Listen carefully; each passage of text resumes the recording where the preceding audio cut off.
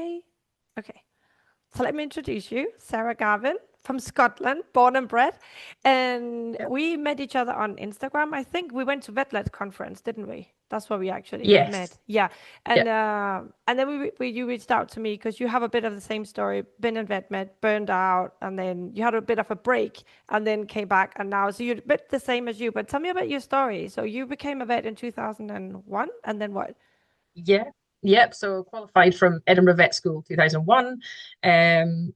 Had various jobs over about 4.5 years. But definitely kind of struggled from the beginning, found it really hard. Went straight into large animal practice and then went into a more mixed and tried to do a bit more equine stuff, which I did enjoy. Again, difficult. Went to 100% small animal practice, thinking that was going to be the thing that made everything better. And it wasn't. And looking back, definitely experienced burnout.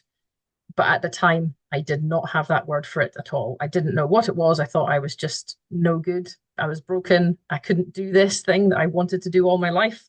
And it was really hard. And actually, at that time, I left and started studying for a PhD.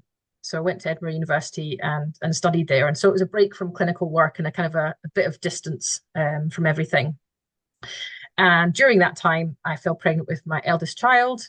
And the way our family worked out, ended up home educating. So at that point, I'd finished my PhD. I actually finished writing up my thesis when my eldest was a baby. So that was challenging to say the least. But I'm glad I pushed through and got that submitted. But then, of course, I was at home. I wasn't in a current job. My husband was working. And because we decided to home educate, I stayed at home. And that turned into many years of staying at home. And I did do various veterinary things during that time. I studied for a postgraduate certificate in conservation medicine, purely because I thought I would enjoy it. And I did. I'd been left some money from my stepfather, and I spent it on education because I thought he would like that, and I enjoyed it. But the thing that made me come back to practice after a massive break, so it was almost about 12 years, I think, that I'd been in the clinic, so a really long time, was I'd got together with my friends from vet school. We used to meet fairly regularly. And one of them just asked me a question that prompted me thinking about the possibility of going back. Because up until that point, I've just decided I can't do that. That's not for me. I am never going back because I can't do it. And the question wasn't actually, the perfect question. It wasn't, she didn't get right to the heart of the problem straight away, but it just opened my mind to thinking about it in a curious way. And it was more the way she asked it. And she said, "Oh, if you'd had a different first boss, do you think you'd still be working in veterinary medicine today?" Um, and he wasn't the reason at all. But just because she was curious and open and interested in my answer, it made me think, well, why aren't I going back? Could I go back? Is this possible? And all these questions came from there. Um, I then phoned the Royal College to find out, this is a really long time. Am I allowed to come back, or is there some sort of, rules and regulations in place? And it turns out that as long as you have some CPD up to date, which I was lucky because I'd done my PhD and I'd done my postgraduate certificate, so that all counts as CPD. I then took myself off into a clinic with one of my friends and just saw practice for about 6 months, I think, here and there, the odd shifts I could manage around educating the girls. And then after I'd been seeing practice with him for 6 months, he was really busy. That was out of hours clinic, covering about 16 practices in the Central Belt. He was super, super busy. He said, I think it's time you just came and did a shift with me, just be the second vet on shift. And I was so scared, so scared to come back. But I did it, and all the effort I put in and the studying and the seeing practice really paid off, because that feeling of achievement, that first shift that I did and several of shifts after, was just so empowering. I just felt so good about myself. And then there was one day, again, working in this out of hours place, we were doing emergency surgery, a foreign body, and I was doing an enterotomy, and I was operating, and I could just feel this, oh my God, I'm back where I should be, and the feeling of having got myself there. And I just felt really proud of myself and fulfilled. And it was a wonderful feeling. And that's when something jumped into my head that I wanted to help other people do that. If they're really struggling in their career, don't know where to go, can't actually see what possibilities there might be, I wanted to help people with that. So that's when I started studying to be a life coach.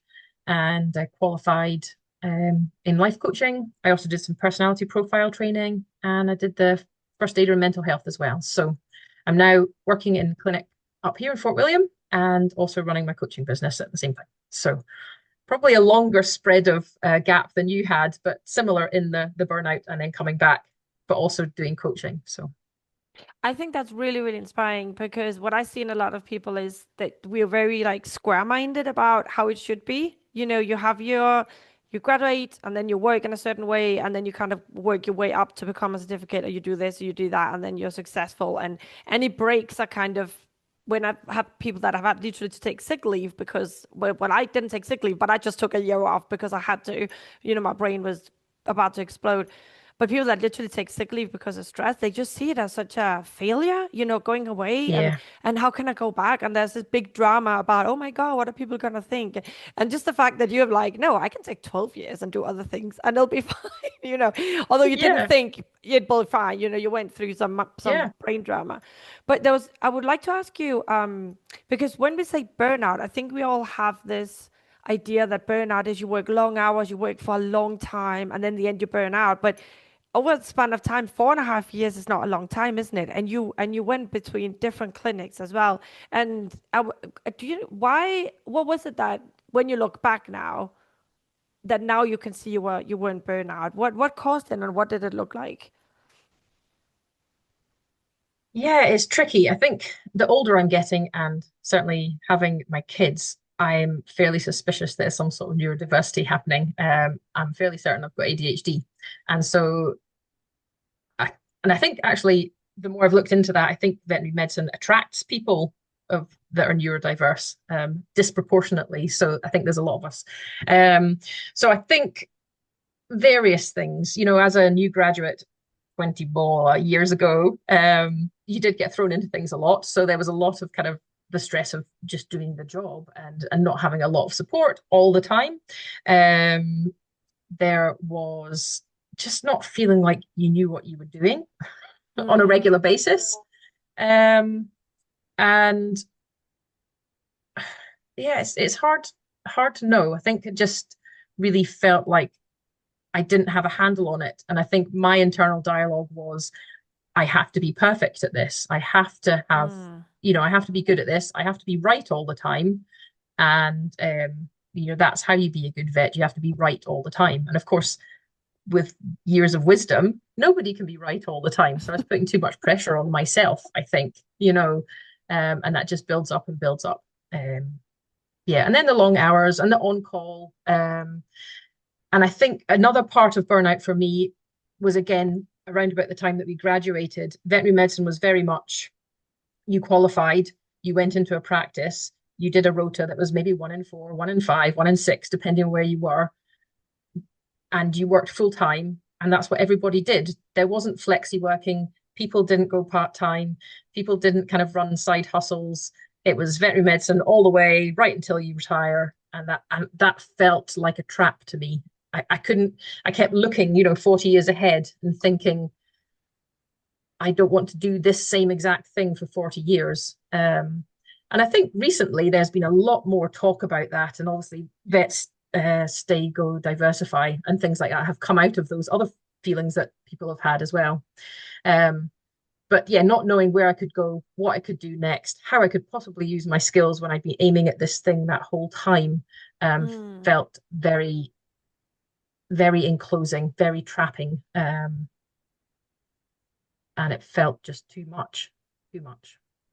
So a combination of coming out as a new grad, not very confident, but at the Yep, same time, I have yep, to have everything right, combined with the long hours. Yeah, combined with the long yep, hours and the shifts, and then also the feeling trapped at the same time because, oh my God, this is it now, like feeling trapped. yep, Right. It's interesting, isn't it? Because when we say burnout, people just think, and I think a lot of vets aren't burnout and they don't realize it and they just have a very miserable life. But then are like, no, but I'm not in burnout because it's not like I am sleeping, and I have time to eat. Surely I'm not in burnout. You speak to yeah, some of them and it's like, no, you are not well. This is not normal. You shouldn't be yeah, feeling like this. This is burnout. But I think we have such a stereotypical idea of I had definitely when I heard about burnout, oh, burnout is you work 100 hours a week and, you chain smoking or something. I don't know, drink every night you go home. I don't Yeah. know. But it's not, it's much more, I think about don't you think as well, like the inside world we have spinning in our brains. No, Yeah. I'm trapped and I'm not good enough and I should be right all the time and I'll never be able to leave and all combined. Yeah. Yeah. And all, the cases that haven't gone well, which there will always be some of, haunt you. They keep coming back to you and you keep remembering the things that you did wrong or things that you wish you'd said or tried or and it's the emotional load, the emotional intellectual load that you either put on yourself or is put upon you, just can become really overwhelming. And I like to think I've got a bit of a better perspective on that now. But it's still hard. I think um, veterinary medicine is difficult. And I think you've said that a few times in your podcast, although it's wonderful and we can all experience really great things from working in veterinary medicine, whatever field we're working in. It's still hard, the aspects of it that are difficult. I just listened to your one on euthanasias actually, and you were saying, no other job has this thing that we have to do, and that we have to support people through, and I personally really, really feel euthanasias, and I find them really hard, and I nearly always cry, nearly always. And that's a big emotional thing to happen in your day at work. So yeah, I mean, veterinary medicine, wonderful, but challenging.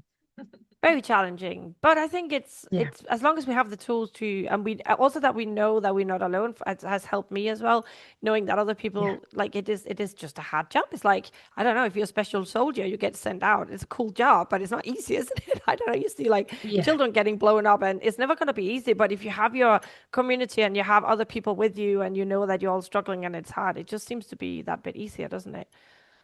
yeah, definitely. And again, looking back, to when I did feel burnout, I felt like I didn't know who to talk to about that. There was definitely a bit of an attitude from the generation before, through no fault of their own, was this is just how it is. We've done this, so you have to too. That kind of feeling, which made you feel um, even more reluctant to reach out and say, oh, I'm actually finding this a bit difficult. Can I have some support? Who can I talk to? And now, there's coaches that have been there and done that, yourself, myself, the vet empowered ladies. There's lots of people out there to support and help. And we can reach each other more easily through social media. So I think there is a lot of places to look for help and support for people that are struggling now, which I'm really pleased about. I would hate people to be struggling quietly by themselves, and feel like they didn't know where to turn or what to do, or yeah, support is there. Yeah, absolutely. I'm the same. I would wished, that that I knew this existed, all this support in the community and social media and that. I didn't really use it before I became a coach myself. That was kind of like the platform where I could go out and find people, but I didn't really use it. And I think when I burned out, it wasn't even a big thing with vets back then. I don't recall people talking about mental health and that, which is, I think, again, is part of the problem because we don't realize there's something wrong because we can't relate to anybody else as well. You Yeah. don't see anybody else struggling, although they are.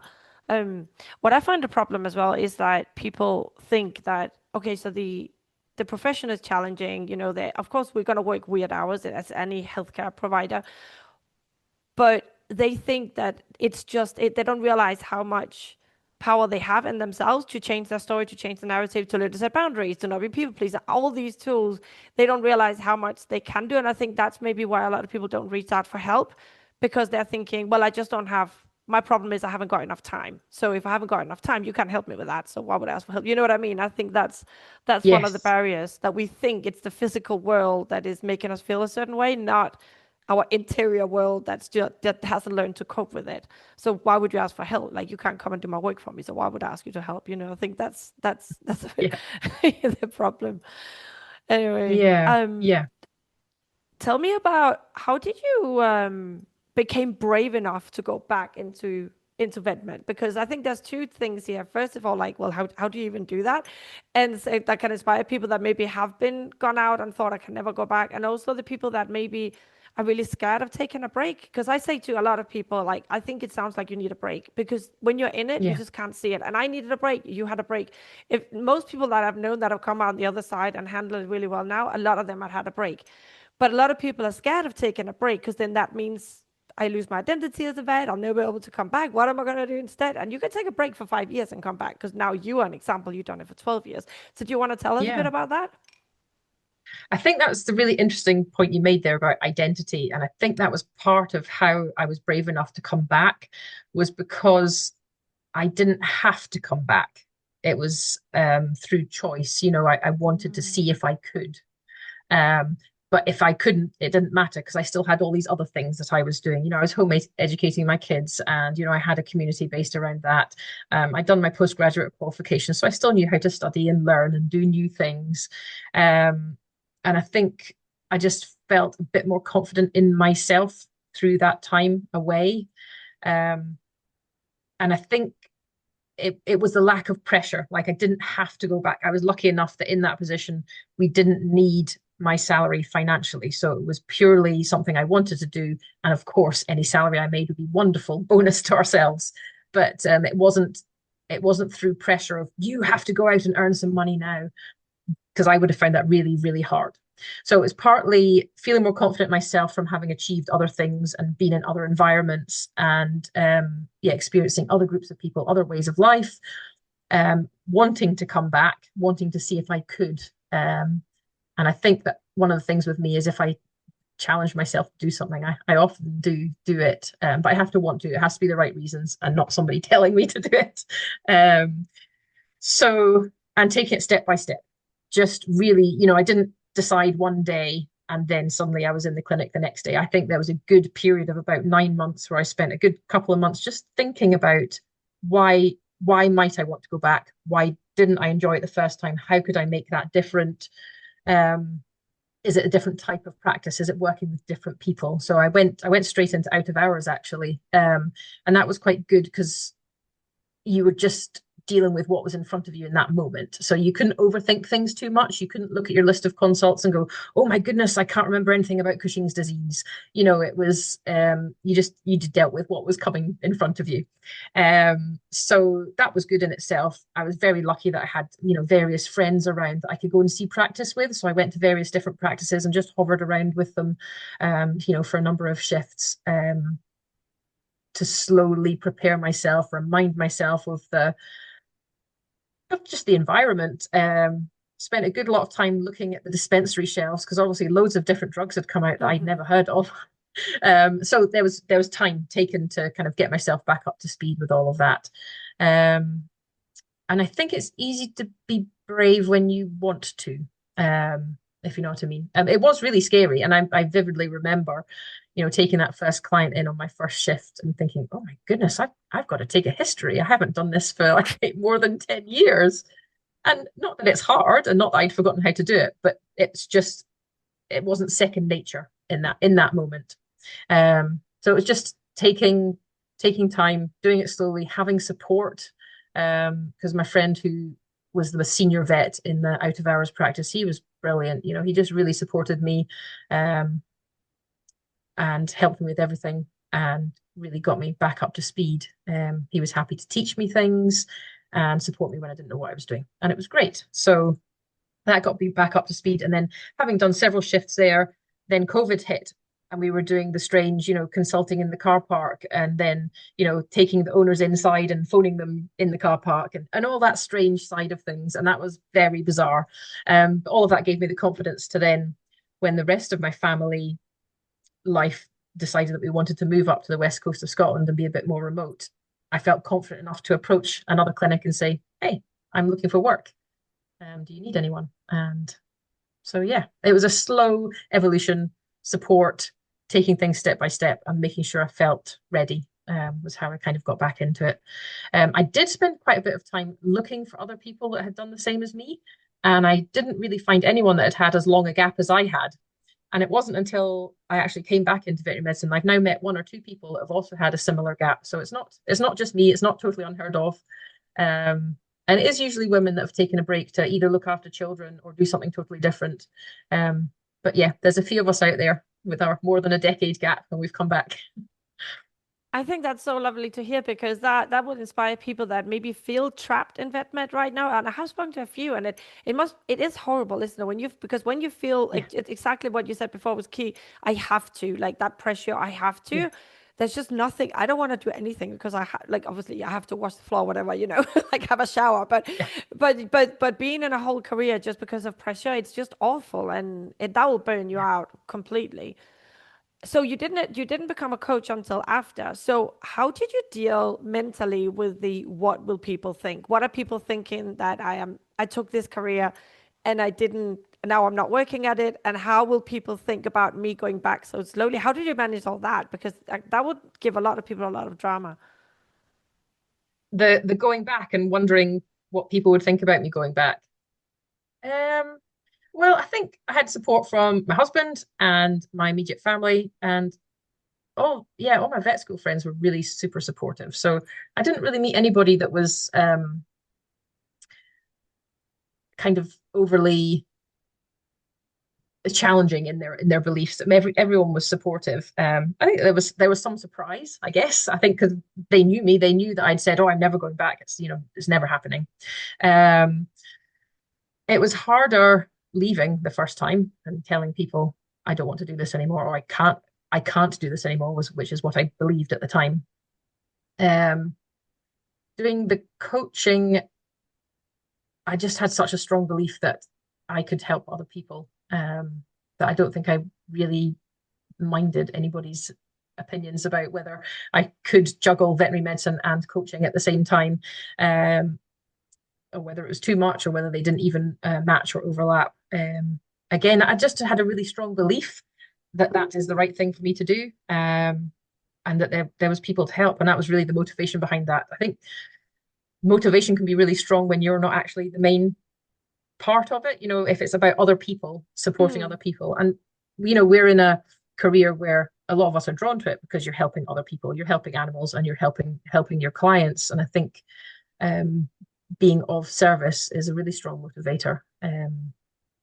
Really helping other people see their potential, know they're not trapped, know that there's many options, know that they are of value, um, and however they feel about themselves, there's always things you can do to help your outlook on where you are. Even if you can't practically change anything in that moment, you can change how you feel about it. And I think just helping people to see that just seems so important to me that yeah, I just had to go and qualify as a coach so that I could do it properly. Um, and again, being in veterinary medicine, we're the kind of people that like to have a qualification. So I know you can start coaching without a qualification, but I wanted to have that behind me. I think I just felt a bit more authentic. And I guess the coaching world is becoming more regulated, or will do at some point, I'm sure. So having the qualification was important to me, to be able to help others and just lean on that training that I got through the coaching academy. It was really good. I enjoyed my coaching training so much, and I didn't actually Mhm. start. I didn't go into coaching because of vet med, because I was like, I'm never going back. This is for me to sort Yeah, myself out and sort myself out being a mom for yeah, teenagers and that. I didn't even think that it was going to help with the vet med, and then it was like it came in like as a curveball. I actually then missed vet med because now I felt so calm and I wasn't freaking out, and there was a surprise that coaching could help with it, and then I didn't end up with the same thought process as you. I want to ask you more about your yeah, coaching, but first I want to come back to what you said only because I have so many people that have so much drama about leaving vet med and how I think about I made that this was make I made an episode about this, like define what success is for you, because people I think we are so hardly driven and we so vets in general, I know we have to have like such good grades and we have to like always do it right. So in our life we have to like prove to others as well that we are doing all right. And I love what you said that everybody supported, you felt support, you didn't feel anybody challenge you in going back. And the thing is, nobody actually ever challenges us. Nobody ever question what we do. It's just in our heads. It's like everybody will think. And then you actually say, well, who is everybody? Well, it's actually nobody yet, because people that love you will always like support you in whatever you want to do, right? But I think we have so much brain drama yeah. on the others and people and everybody. So when you left VetMed the first time, how did you manage the your inner voice going, what will people think? And now I'm a failure and all that.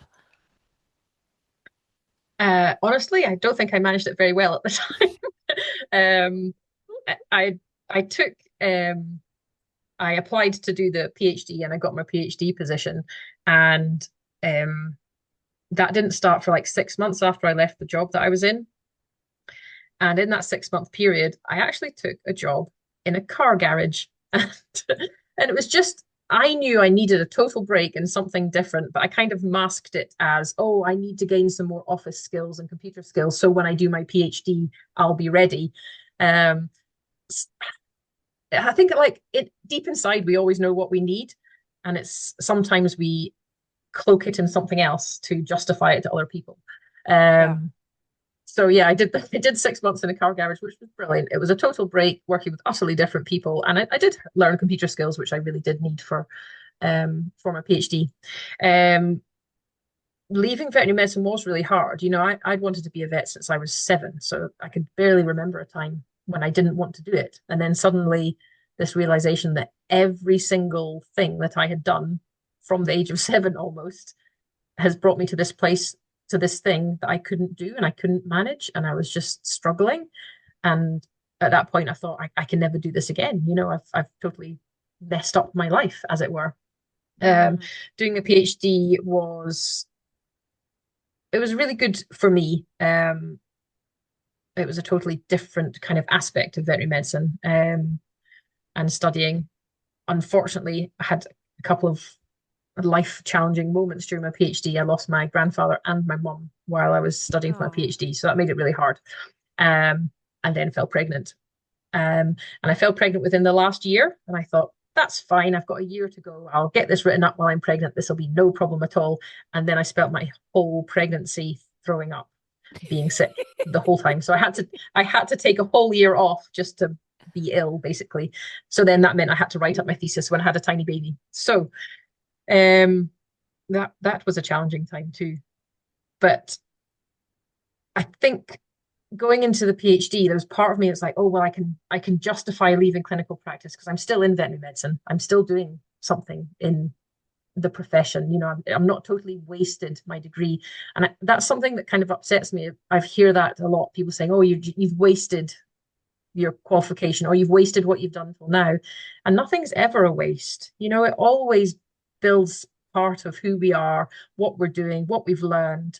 And even if I did never, never, never do anything to do with veterinary medicine again, it still would have been part of who I am. But yes, for me, that was part of the justification and able to kind of present it to my family at the time. Oh, I'm going into research. You know, I'm going to study. I'm going to become an academic. Um, as it turned out, I didn't. Obviously ended up home educating the kids, but that was how I managed the transition, was by kind of coating it in something else to make it palatable to other people. And we do that. I know we Of do. course. Yeah. Yeah. I love what you say because, like, exactly that phrase, like, I've messed up my whole life. Like, I've worked all my life to Yeah. get here and now I can't do it. I think it's important that you say those words out loud and people can hear them because that is the worst case scenario, isn't it? Like, I've worked for like what, 20 years to get here and I can't do it and I've messed up my whole life. And it's okay because look at you now. You're absolutely fine. You got a PhD, you got some amazing kids, you got a wonderful life, and now you're back in vet med and you are thriving. So even when Yeah. we think this and I've wasted my degree and oh my God, I go and work in a garage, but it's fine. It's just like little steps that we need to take sometimes to find our place instead of just this like straight path. It has to be this way, in this box, and there's no other way. It's fine. Like even if we have these worst case scenario thoughts, it's still fine, isn't it? Yeah, definitely. And it has definitely helped me with my kids. You said you had teenagers. I don't know if they're maybe slightly older than mine. My eldest has just sat her first year of exams at school. And I think there is a bit of pressure from schools, to know what you want and choose the subjects that you want because you need to know what's next. And I keep saying to her, it really doesn't matter. You can change at any point. And if you choose a subject that you don't need, it'll have some use somewhere in your life and you can do another one later. And if there's something that you really want to do, you can study for it at any time. Nothing is too late. It's never wasted what you've done. So try not to worry about making the right choice all the time. Yeah. There is no such thing. um, there's only the right choice for right now. You choose, like, what am I going to do next? I'll do this. and having that trust in yourself to know that whatever the choice then throws up, you can deal with whatever the consequences are. If you don't like the consequences, you have the confidence to know, right, yes, no, I'm not going to follow that anymore. That's not for me. I'm going to go back this way. And knowing that that's not a failure, that's a strength. Having that trust in yourself. It's so true. So my oldest, she's 23 now, and she's studying in Copenhagen, and she's doing something international business, whatnot. And she has to decide whether she wants to branch out just to business and finance or something international, whatnot, where she can work with something or other. I don't really get it. But she was saying suddenly out of the blue, she started panicking. Oh no, I wanted to do the business side, but now I'm not sure. And what about this? What if I choose? And I'm like, you know what? You're gonna get a job anyway. You'll be fine. And if and if then you want something specific and you study the other thing, you can probably just take a course on it and it'll be fine. You'll get a job anyway. Yep. Don't worry about it. Just choose whatever right now feels okay.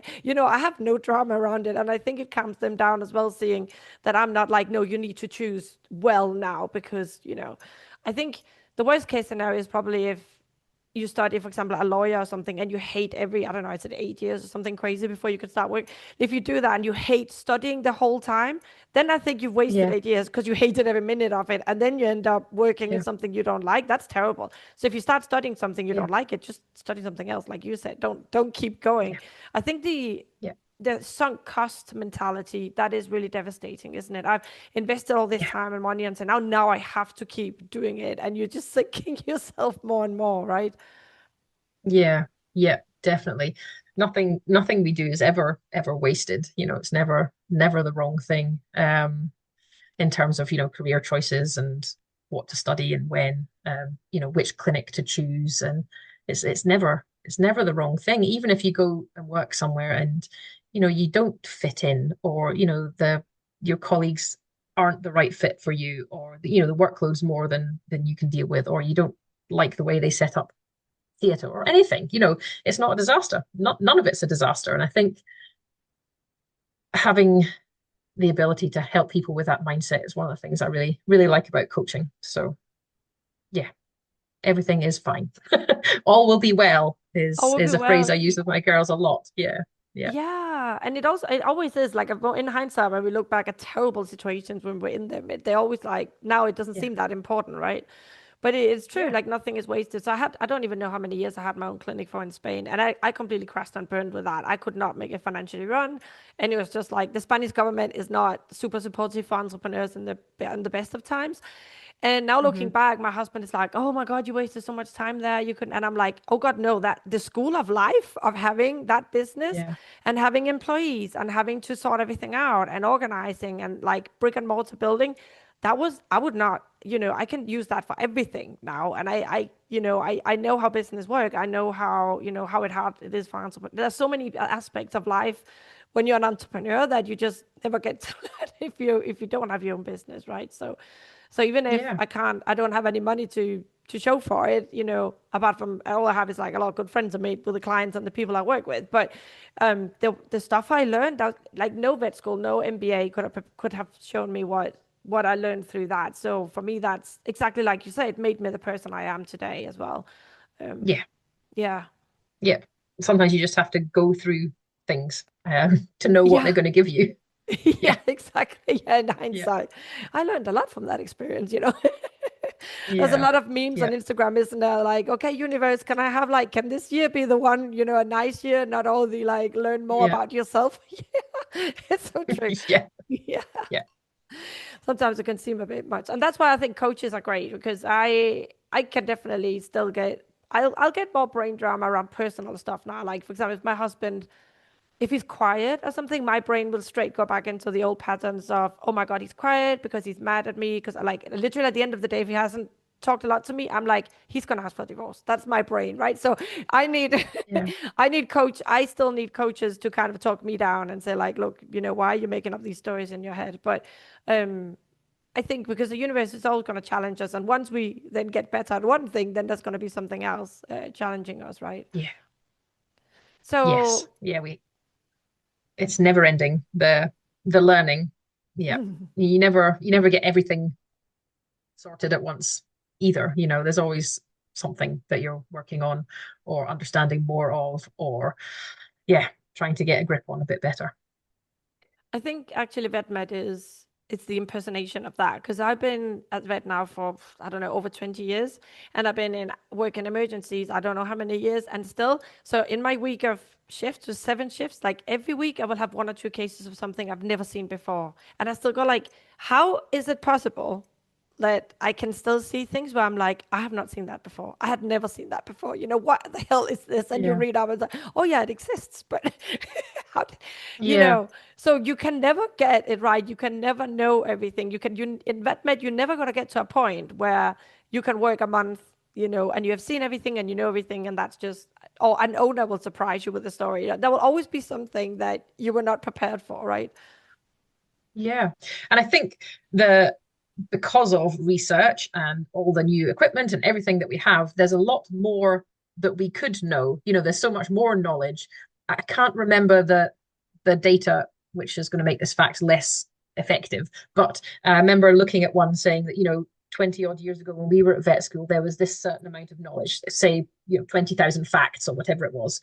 So there was this amount of knowledge that we could learn. But now it's, doubled, trebled, you know, squared. Um, just because there's now there wasn't even really ultrasound machines particularly being used when I was at vet school. Yeah. X-rays were my first job. You would take the X-ray and you would take the physical plate, and then I would have to drive it to the hospital to be developed, and then drive it like the human hospital, and then drive it back to the vet clinic to look at it. So if you'd done your X-ray really badly, you had to then take another. These things have come on leaps and bounds.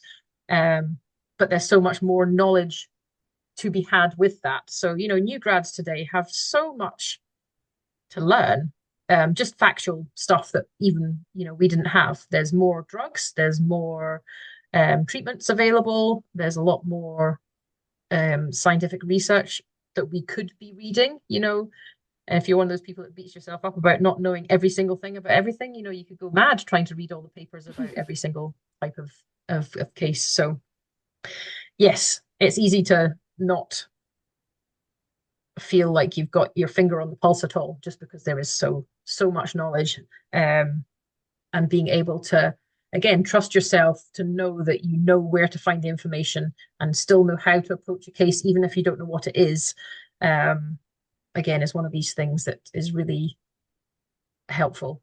And in coaching, and certainly at my current practice, we do have a couple of kind of junior colleagues, and kind of helping them understand that is something I enjoy as well. So yeah, coaching people to see that they still have skills, even if they don't know what that case is or what that disease was, or what they're looking at on the ultrasound. They know where to go to find the information to help them still reach a diagnosis or still reach a treatment plan. Yeah, it's really important. Yeah, do you know, can you just take the next step? Can you like start taking Yeah, the temperature or something? Like stick a thermometer up its yeah, bum and then sit and think while you do that. You know, what am I gonna do next? It's literally just a step at a yeah, time, isn't it? So yeah, with you, yeah. because you went to a different coaching school than me. So how do you want to talk a bit about how do you just because obviously I teach what I teach a certain way, but I'm wondering like how do you approach? So could you tell me like take me through a typical client case of yours, maybe just like what happens, what do they come in with, and how do you help Um, them? so I don't coach purely in veterinary medicine, but I have coached a few people within the veterinary profession. And quite often, even if they're coming to me with workplace based struggles, often what we spend time talking about is um, the things outside of work as well, to be a whole person. I remember actually listening to one of your podcasts recently, and you were talking about how to know when people are burning out. And then they stop doing the things that they like out with work. And they can't even remember what they liked out with work. Maybe they used to dance or cycle or do art. So quite a lot of the coaching I have done, I've found gravitates toward that side of things as well. And just remembering who you are out with this profession, which is brilliant, but it's not your identity. If somebody took away your job tomorrow and took away this profession that didn't exist, who would you be? Hmm. And I think that can be hard for people that have invested their whole entire selves into their role. I am the, senior vet at this practice, or I am the senior nurse, or the practice manager, or whatever it is. Um, so to be able to help them see that they are valuable and important, irrespective of whatever work they do, and to treat themselves to things that they like out with work. It often comes up. That's a really strong theme in a lot of my coaching, actually. Um, and that's always interesting. I think that's what I love about coaching is because people often come to you with what they think is their main issue or main problem or main concern. And the more you dig away, and ask questions and probe and get them to think about everything, it's often other things that come up. Um, and I think that's what I love about it. And it's just raising people's awareness of what's really important to them because you can lose sight of that. You're still in that tunnel of career, career, career, career, and you lose sight of all the things that are out with the career, which are, massively important part of life. Your relationships, your children, your parents, where you live, what you do when you're not at work, how to fill your cup, as that phrase goes. So I do love that. Quite often use personality profiling in my coaching, which I really enjoy. I know there's kind of a bit of a split on this. Some people feel that they don't like personality profiling because they feel it's used to put people in boxes. But the way I use it is I use it as a strengths-based tool to show people, where they really shine and what they're really good at and how they can use their strengths to enjoy their workday more. If you're somebody that really loves data and spreadsheets and kind of information gathering, you're maybe not going to enjoy the face-to-face side of work so much. So how can you make your role fit the things that you like more, and how can you support yourself to do better in the areas that you struggle with?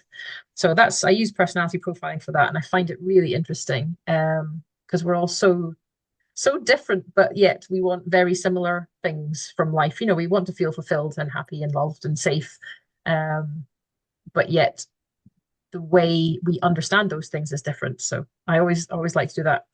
Although interestingly, a lot of people in veterinary medicine do fall into fairly similar personality profiles. There's not a huge range. There's the odd outlier as there would be anywhere, but we're often, very kind of caring, empathetic people with, doses of data-driven kind of perfectionism type. Yes, a certain different amount of that in different people. But yeah, still really, really interesting, really interesting. So I love using that with my coaching. I find it really opens people's eyes to not only themselves and how they can really bring the best of themselves out in their workplace, but it also really helps with communication skills. And in veterinary medicine in particular, you need great communication skills. Mm. Not only with your clients who you might only have that 10-minute window in your consult, or 20 minutes if you're lucky, to build rapport, get them to feel like you guys are a team in the consulting room working towards the health of Yeah. the pet that's in front of you. You don't have long to do that. So anything that can help you kind of fairly quickly latch on to how this person will receive information best. Are they somebody who would like a printout of what you've just discussed? Are they someone who, they just need short bits of information, short and sweet, or do they want to kind of talk over all the different options back and forward, back and forward? Do they need you to encourage them to stop talking because you need to, some people just want to talk at you, don't they? So being able to spot these different personality types and being able to use your communication skills is really, really helpful. And then with colleagues as well, because, in the veterinary practice can be quite stressful. It can get super busy. You get emergencies coming in. You can't plan for them. And then you have the different groups of staff. You've got your front of house staff, you've got your vets, you've got your nurses, you've got your care assistants, you've probably got some students there or maybe some work experience people, you've got cleaning staff or whoever else might be there, and being able to communicate with them all to the best use of everybody's time is really important. So I like to use it for that as well. I think that's probably, yeah, the main things people come to me for are feeling kind of just just a bit stagnant. You know, that feeling of they're not necessarily quite at burnout, but they're maybe heading that way. And it's really that they feel like they have the blinkers on. They don't can't see how it might be better. Mm. And I love that, coaching is just the right questions to prompt, how could you do this better? How could you introduce more fun into your life? How could you work towards something that's really important to you? And yeah, just love the answers that come out and the relationships that get built. I really, really, really enjoy building relationships one to one with people. So yeah, coaching is just brilliant. It is. I love it. I think it was something you said Yeah, really important as well is coming back to when they are in the television and they have made their whole identity around being a vet. I'm the senior vet yeah, here. I'm the manager. And that I think as well puts a lot of pressure on because suddenly when you then have a complaint or two come in, like maybe one you can take, but two in a row, you know how they always come like in threes, like out of nowhere, yeah, like things, three bad things happen. And that if your whole identity is that, then that's the whole foundation gone because now I'm a bad vet because these terrible things yeah, happen. While if it's more balanced and vet is just a bit of what you do, then, it's a bit like, I guess, if you're just a mom and you have no other life than being a mom, and then your kid comes back with like problems at school or something, then maybe you're like, oh my God, I've devoted my whole life to them and look at them like now they're not like everything just seems so much yeah. bigger and more horrible because you don't have perspective because you're just in that one thing, right? Yeah, Yeah. yeah. And I think, coaches really help you get perspective, don't they? They help you look at things from different angles. I've had coaching myself at various times, and it's always been so beneficial. And quite often, the thing that you get out of it is not what you were necessarily expecting, but No. it's always beneficial. Always beneficial. Yep. Yeah. It is. I remember like I was learning. I can't remember what I came to my coach. One of the first I think the very first session I had, and I wanted them to help me solve my problems with my mom or my husband or something. And it came out that I was being a people pleaser. And I'm like, well, of course I have a lot of empathy. I'm a very nice person there. And he was like, well, why are you trying to control people? And I was like, excuse me. You're manipulating people. I was Yeah. like, what are you saying? And it was just such a shock. So that was definitely not what I came for. But it just made Yeah. me realize like how bad it was for me and for them, not being honest, not being truth, and just kind of going all the way out, always overstepping my own boundaries happily and just burning out that way, like instead of just have being I thought it was being nice and it was actually not. It's just a way of trying to control that everybody likes you, right? And I hadn't seen it like that. Yeah. So having a shock like that can sometimes help you just kind of, it just resets the whole worldview in one go, doesn't it? Yeah. Yeah. Having the a different frame of reference to something that you've seen one way your whole life is, yeah, it can, what can be shocking, but It can be it's often shocking. brilliant. It Yeah. is. Yeah. Yeah. Yeah. What do you see? Because I sometimes wonder, because coaching has been so helpful to myself and everybody I speak to who's experienced coaching, and all my clients, and I can imagine your clients as well, are like, oh my God, this is like, water in the desert. So I always wonder a bit like, why are people not like outside our doors, knocking the doors down, like we need to be coached by you. So what is sometimes I speak to people and I tell them and I can see they're struggling, and I'm like, have you thought about this and that? And they may go and listen to my podcast. Like, what is it that keeps people from actually wanting to have coaching or asking for help or thinking they can keep doing it by themselves when it obviously hasn't worked in all this time because they're still like crashing and burning? No, what do you think? What do you find that stops people from asking for coaching or at least having like a test hour or just trying it out or whatever? Yeah. So I think coaching is one of those things, it is hard to know the power of it until you've had it. That's really the best way of knowing. So if you haven't had any coaching, it can be hard to see how it might be helpful. Particularly if others around you aren't having coaching. It's not, although it's becoming much more popular, it's still not the norm really to have a coach. For life things. Obviously, it is for sporting things at the moment, and that's usually the best analogy to kind of explain it to people. But I think you hit on something there when you said a lot of people are still, I can do it myself. And I think that's a really strong kind of underlying thing in a lot of people, and in that asking for help is a failure and Mm. not actually a positive step to prevent some sort of crisis or really challenging event. Really should be seen as a supportive thing. And using the sport analogy, no professional athlete would ever attempt to, reach the Olympics, for example, without a coach. They just wouldn't do it. It doesn't happen. And that's not seen as a failure. That's seen as a necessity, absolute necessity. And I just don't think we've quite got there in our culture yet for people seeing coaching as valuable as it is. And it's just going to be our job as coaches to spread the word, share examples of how helpful it's been for ourselves and for our clients. In veterinary medicine, I think, the ball has started rolling. There's definitely some conversations about how to get coaching out there a bit more. But it is going to take time, I think.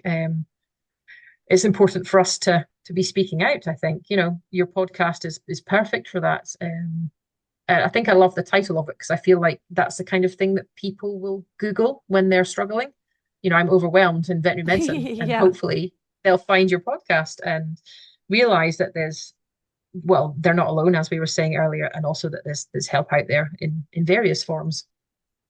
Yeah. It's funny because it is one of those things that, we're coaches now. We've had coaching. We know how great it is. And you forget, at one point you had no idea what coaching was and, didn't know how helpful it could be.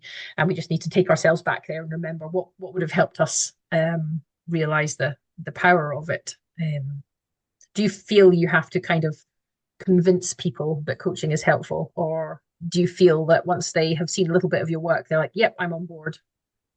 I feel most people that reach out to me for help, so for workshops or for coaching, as because they've been following Mhm. for a while and I say Yeah, something that clicks. It's like, oh my God, that is me. I've been yeah, so if she could help someone else or she helped herself doing this, she can help me as well. I feel that what is I can't walk up to someone who is struggling and tell them, oh, why don't you try this, this, and that? Like there's a certain point where people feel they're ready. There's something that clicks and it's like, yeah, that's me and this is right now. So I think you're right. And I think you need to be in a very specific time in your life where you're open to challenge these perceptions you have. And I think, I wonder as well, like, because we're so stuck on being a vet for so long, right? So we have a worldview when we're 7 years old and we kind of like keep that worldview all the way through, right? And we yeah, don't change it. That's just how things are. And there's so many things we never become conscious of. We just stay in like this kind of quote unquote 7-year-old brain, seeing the things the same way until like it becomes so incongruent with what is actually happening around us that we are like, wait a moment, this is not right anymore. I don't even know what I yeah, want or why I'm doing this. And we become conscious. And I think that's when, if you then follow our podcast, our post, or something you say or I say or somebody else, then it's like the right moment. yeah. The right thing at the right time. You have to be open to change. That there are millions of self-help books and coaches and podcasts and things that will be helpful to everybody, but sometimes it just doesn't land in the right way because you're not ready for it. And you can't go up to somebody, for example, who's maybe upset at work and suddenly say, I've got this excellent tool that might help you. It's not the right time for them to be hearing that. No. They need support. So yes, it has to come from the client. They have to be ready, and there has to be something in them that's seeking something else. Um, but the more we talk about it, the more people will be aware that help's out there, help and Yeah. support. Yeah. And you don't need to get to that place of burnout before you ask for help either. It can support you to just get you even further. One of the people I coached, she wasn't really struggling or anything, and she enjoyed her job and was having a good time. I think she'd lost a bit of fun during COVID, where she wasn't doing enough of the outside things that made work feel really special. But also, as we kind of worked through things, one of her things was that she'd got quite high up in her career and she'd been asked to speak at various veterinary conferences, and she kept turning it down because she felt she couldn't do public speaking.